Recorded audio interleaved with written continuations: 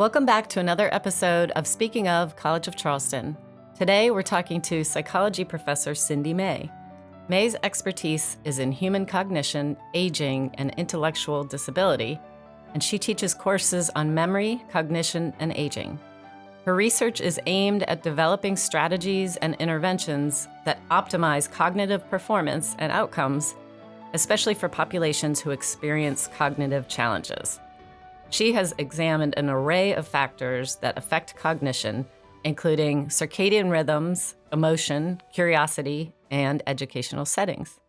Cindi, thanks for joining us in the studio. We invited you here to talk about your research on early birds and night owls, or more accurately, circadian rhythms and chronotypes. For our listeners, can you explain what are chronotypes and circadian rhythms? Sure. First, let me say thank you for having me. It's always fun to talk about this research. And I think it's something that we all can connect with because we experience the influence of our chronotype and circadian rhythms every day. So your chronotype is your natural preference for sleep time, wake time, and feelings of alertness during the day. And it's determined by your circadian rhythm. And circadian means circa diem, right? About a day. So these are natural rhythms. You can consider them to be powerful internal timekeepers. And they influence different physiological processes like your body temperature, your blood pressure, your hormone secretion. They also influence your cognitive functioning over the day.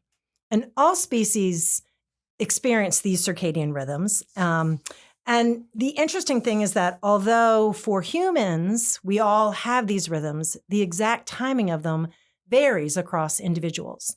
So some people wake up feeling bright-eyed, bushy-tailed, ready to seize the day.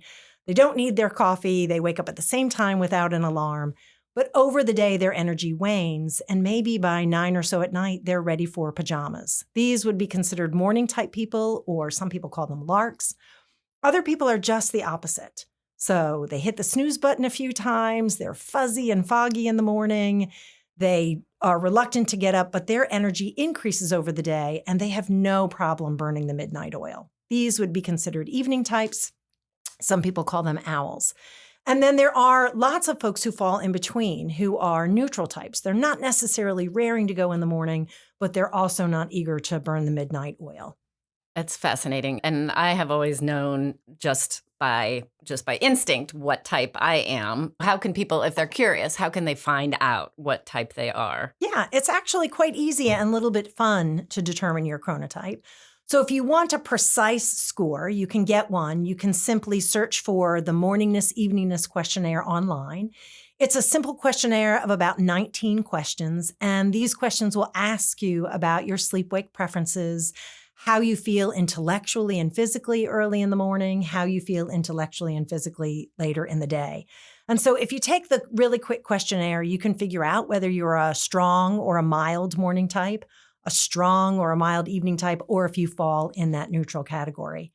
But honestly, you really don't need to take the questionnaire because most of us have a pretty good sense. Mm-hmm. In fact, the last question of the questionnaire is, do you consider yourself a morning type, neutral type, or evening type? We know what we are naturally. And so most of us have that instinct or sense of what we are. And it changes over time too, right? Like when you're younger, you could be an early bird. And then when you are in high school, most kids end up being night owls. And then it changes again, right, throughout your life? Absolutely. So these chronotypes and these preferences are determined by a lot of different factors. So there's biology that plays a role. Your genes play a factor. The environment plays a role. For example, getting exposure to bright light early in the morning can really wake you up. There are social factors like the demands of your job or your family. And then there's a very, very powerful individual difference factor, and that is age.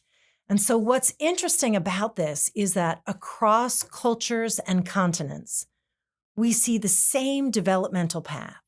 Little children, toddlers, little kids tend to be strong morning type people. Ask any mom of a toddler or dad of a toddler, they will tell you they are up with the sun. They are ready to go. But as we go through puberty, as we hit adolescence, there is a strong shift. And that is a time where we see a shift away from morningness and towards eveningness. And by the time you're in your late teens and early 20s, that's a really strong pattern. So as one example, there was a recent study done up in Michigan with college students, 20,000 college students. A large number of them, 30%, showed eveningness tendencies. The majority were neutral types, but even those neutral types were towards the eveningness end of the spectrum. And very few, less than 10%, were morning types. And so this is a very big shift. And then what we see is that gradually over time, we shift back. So throughout adulthood, from our 20s to our 60s, we experience another shift. And by the time you reach age 60, the numbers have flipped. So the vast majority, about 70% of older adults, and this again, this is Europe, Asia, North and South America, we see about 70% of older adults are morning types. The majority, the rest of the folks, 25% or so, are neutral types. And those neutral types tend to be leaning towards the morning type end of the spectrum. And very few older adults, less than 5%, are really strong evening types. And there are individual differences in there. I'll give one example. My mother-in-law, who's 87, considers herself an evening type. She does sleep in till about 9 in the morning, and she is up till about 11 at night. So compared to her peers, she's more evening. But compared to a teenager who's sleeping in they're just till getting going noon at 11, or 1, right? They're going out at 11 at night. She's not a true evening type. And so this is a pretty powerful developmental trend that we see cross-culturally. And why? Like developmental trend, is there a purpose of evolution, a reason that throughout life does it have to do with like survival of the fittest or? Well, let me be clear. My answer here is speculative, right? But you could speculate that as we come into our prime, physically, reproductively, cognitively, we are in our prime, in our late teens and our 20s. That would be the time that you would want to be there to protect your tribe, so to speak, from predators at night. And so it would be good to have your strongest people there at times when you would be vulnerable, right? And so that's speculation, but it would fit with an evolutionary explanation. That makes sense, yeah. And it's also the case that if you think developmentally, grandparents, I think, historically played a big role in helping raise kids. Right. It helps that they're on the same circadian path as the little ones, right? So that parents who maybe at one time were hunter-gatherers and busy otherwise, the grandparents could have played a role in raising kids. That's fascinating. And so what it makes me think about is how many of us are going against type. The clearest example is high schoolers who have to be shockingly in class by 7:30, 8 o'clock in the morning when their body wants to still be sleeping, or other examples of somebody who has to work the night shift, but they're an early person. And so we're going against our nature because we're forced to by society rules and regulations. What about those people? What happens to their mental well-being or physical too? It's a great question. And I think a first question might be, does it matter? So we have these natural preferences. Some of us are eager to get up in the morning, others are not. Does it really matter? And that is something that we and other researchers have looked at in our labs. The question, do these chronotypes matter? And the answer is yes and no. And let me clarify that.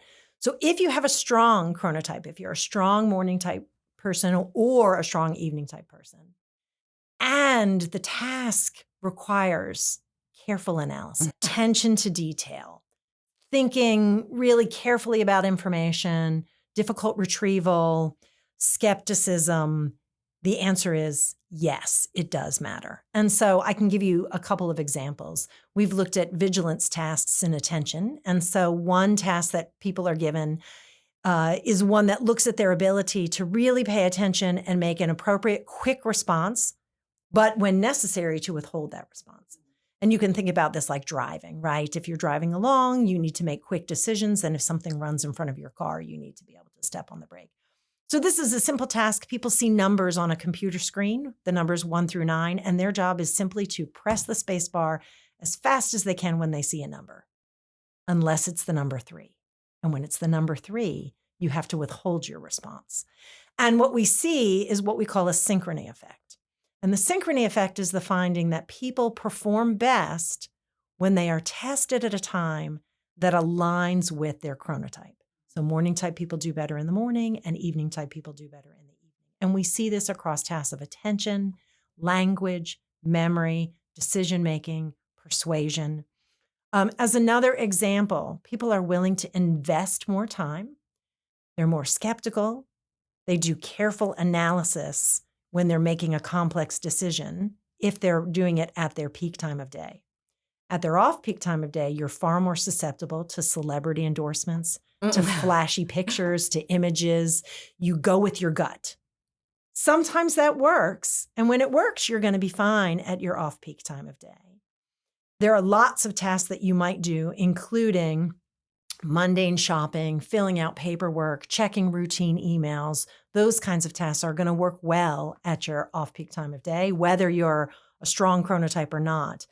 But when you're really having to pay careful attention, to resist distraction, to think in a detailed analytical way, then you're going to be impacted. And so what happens when we take someone whose chronotype is an evening type, for example, and we have them try to perform in the morning? And this does happen all the time. So as you mentioned, high school students have to be in school early. What's interesting is that they also take the SAT at 8 a.m. Right. At 8 a.m. And so naturalistic studies show that there is a price to pay. Some of the best studies are ones that have looked at hundreds or even thousands of high school students. And I'll talk about just one study. They took 700 high schoolers and they randomly assigned them to take tests either in the early morning, the late morning, or the late afternoon. And with that large of a sample, you'll have some who are morning types and a large number who are evening types. And what they found, the pattern of findings aligned with synchrony effects. So at both morning testing times, either early morning or late morning, the morning types outperformed their evening type peers. The evening type students came on, right? Their performance improved over the day. And by the afternoon, any of that advantage that the morning types had shown disappeared because the evening type students did well. So there are consequences. And these consequences in the lab are moderate but meaningful. So it's about a 10% difference in performance. For a student, that could be a difference between an A and a B. That's a big difference, yeah. Where I think we really need to think about these consequences are in more applied settings. So for example, with neuropsych testing. So neuropsych testing is used to assess for things like autism or attention deficit disorder, Parkinson's disease, and Alzheimer's disease. And let me give two examples here. So for attention deficit disorder, you're looking at a person's ability to resist distraction, to stay focused. These are precisely the abilities that are impacted by that synchrony between your chronotype and the time of testing. And so your score could vary depending upon when you have your evaluation. For something like Alzheimer's, Alzheimer's is not a simple diagnosis. You don't go in once and get that diagnosis. Oftentimes, neurologists are looking for change over time. So they'll test you at one time and maybe 6 months later, they'll test you again. Imagine that you go in initially and you're tested at your off-peak time of day. And then the next assessment occurs at your peak time.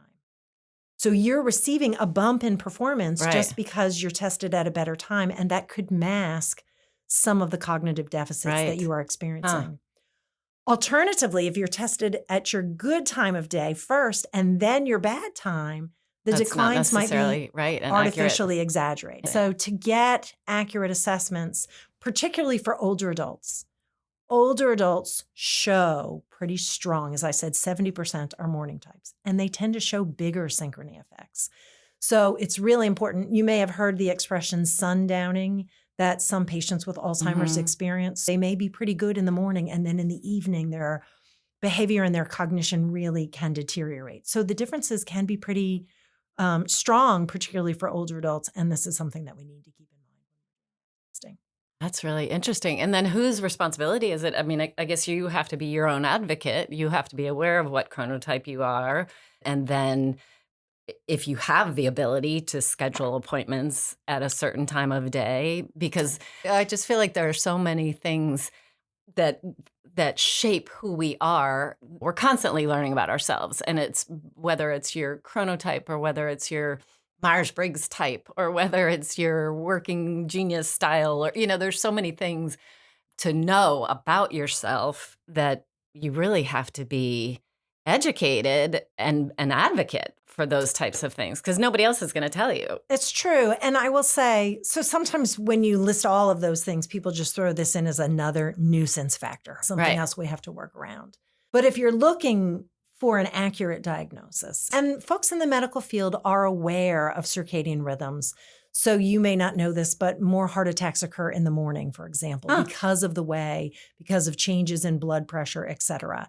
There are certain medications that are more effective at certain times of day than in others. So the medical field is aware of this. We are not always structured in our society to take advantage of this and to be cognizant of it. But I do think it's something that both patients and the medical field could work towards. So some, if you're having pain in your foot, that's probably not going to matter when that appointment is scheduled. Some clinics, particularly dealing with older adults, need to be cognizant of that. And then I think about all the things, the pharmaceuticals that people use to help them manage throughout the day. If they are having to work late or drinking a Red Bull or something to stay awake in their off-peak hours, and the different things that we ourselves, and exercise too, I would think. When you exercise probably matters per chronotype. Well, there are ways. So there are sort of two interesting points to make here. There are ways to combat that dip that you experience at your off-peak time. And some studies have shown that having a caffeinated beverage, not necessarily advocating for Red Bull, but maybe a cup of coffee, can help offset some of those disadvantages.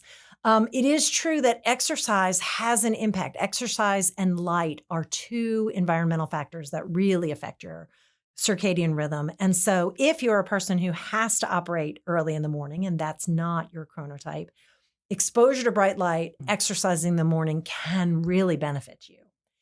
If you're a morning type person who likes to be able to go to bed at 9 at night, waiting until 8 p.m. to do your exercise is not going to serve you well. You need to be cognizant of that. So you can use exercise and light to monkey around with your circadian rhythm. It is a great way to help reset if you're traveling internationally and you need to reset your clock. Using light and exercise to reset your clock can be very effective. But because they can be effective, they can also impact if you're a person and you think, I'm going to do all of my work and then I'll save, my evening when I'm at my off time for exercise. That can wake you up and make it more difficult to get to sleep. And nutrition too, I'm sure, has a factor with if you're a night person, but kind of not forcing yourself, but making an effort to have a healthy breakfast to kind of get your day going. Right. Well, all of the advice that I have read suggests eating heavy meals late is not good for anybody. But especially if you're a morning type and you're planning to go to bed around 9, you don't want to be eating really late. Okay. And so we've been talking about this a little bit, but just aligning your schedule with your chronotype. So can you talk a little bit about strategies for optimizing outcomes for chronotypes? Sure. Given that most people have a pretty good sense, you need to think carefully about how you schedule your day. So it used to be the case that I would come in and the first thing I would do is check email. That's pretty easy, right? That's a task that I should probably save for my non-optimal time of day. You want to save the tasks that require that detailed thinking, the careful analysis. For example, balancing spreadsheets. The other night I was trying to balance my checkbook and I just missed one big check. I spent an extra half an hour trying to figure out what I had missed. So that's a task I should have saved for early in the day. You have to figure out when should you tackle your chemistry textbook, making medical decisions. So medical decisions are complex. If you have cancer, for example, you may be considering a combination of chemotherapy, radiation, surgery, et cetera. Even medication decisions, because medications all come with side effects. Making those decisions about what is right for you when you have to compare competing factors and do a more detailed analysis. Save that for your peak time of day. Mm-hmm. There are lots of things, though, that we can do. The routine emails that are off time of day, making your favorite recipe, inputting grades if you're a teacher. That's one of the things that I save to do. If you're shopping and you're not making tough decisions, do your routine grocery shopping where you're buying the same things every week at your non-optimal time of day. So many tasks, particularly tasks that are highly practiced, that require rote responses or a gut response, all of those are going to be fine at your non-optimal time of day. We're not complete blithering idiots at our non-optimal time of day. We just are not capable of the same level of analytical thought that we are at our peak time. So lastly, what about chronotypes and relationships? As we're talking, I'm just thinking about, what happens if you are an early person and your husband's or your partner is a night owl, or you're both early people and you have teenagers, who's going to stay awake till they get home? It's a good question, and it's one that I have struggled with personally because I am and have always been a really morning type person. My husband, who does shift work, is an evening type person, and that's an advantage for him because morning type people have some advantages. We tend to be more conscientious and agreeable, less prone to neuroticism. But evening type people have greater flexibility often with their circadian rhythm, and that has benefited my husband. But I am up and ready to go to tackle the day in the morning, and he's not.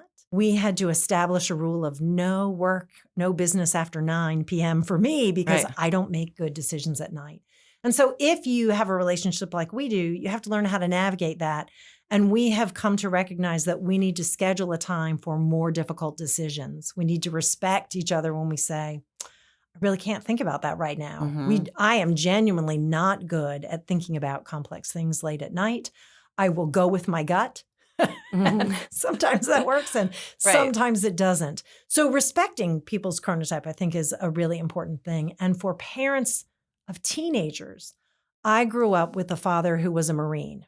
And there was very little understanding or respect of why we were sleeping in. And so I think it's important for parents to understand that this is a biologically driven force, that it is not a sign of laziness or disrespect if teens are sleeping in. It is a sign of something that is naturally drawn. And like most of the things that come with the teenage years, acne, hormones, this too will pass, right? And so you have to remember that. Try to be respectful, I think, of people's natural tendencies, because expecting the best out of people at their worst time of day is not going to lead to the best outcomes. Right. It's a lose-lose. And everybody should remember, anyway, we all were teenagers once. We all can remember that we were the same way. Maybe your dad has blocked that out from his military.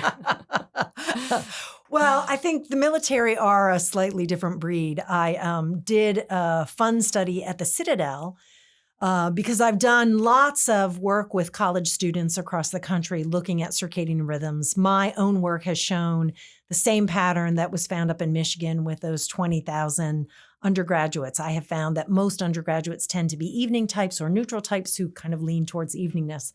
So I was curious what would happen at the Citadel. The Army's motto is we do more before 9 a.m. every day than most people do all day. Right. At the Citadel, the cadets are expected to get up and perform.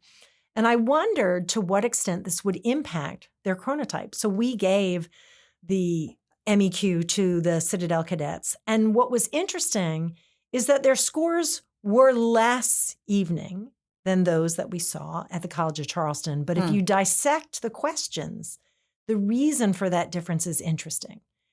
If you look at when they prefer to rise and retire, their times were very similar to the students at the College of Charleston. Right. They had evening preferences there. And they reported that they would do really well if they were challenged at night, just like the students at the College of Charleston. The difference was, if you asked the students at the College of Charleston, how would you do if you had to perform early in the morning, physically, intellectually? The students at the College of Charleston said, not very well. But the students at the Citadel, not only would they be great in the evening, by golly, they'd be great in the morning. Right. And so some of that is that military mentality of if we have Show to, no weakness. we can do it. Right. We will do it. And so the interesting question there for me was, to what extent does the environment and the social demands impact your chronotype? I'm not sure we clearly answered that, in the sense that the Citadel students still showed a lot of those evening preferences, but those social factors influenced their thoughts about how they would do in the morning, at least. Oh, it's fascinating. I could keep talking about this forever. I think it's all really fascinating. So thank you for coming into the studio. My I really pleasure. appreciate you taking the time during the summer to come in and talk to us and share all of this information with our listeners. Well, thank you. It's been fun.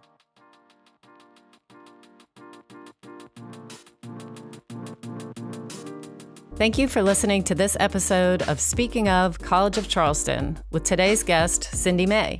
If you want to learn more about May's research, go to the psychology page on the college's website.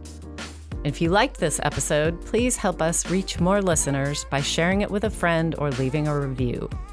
For show notes and more episodes, visit the College of Charleston's official news site, The College Today, at today.charleston.edu.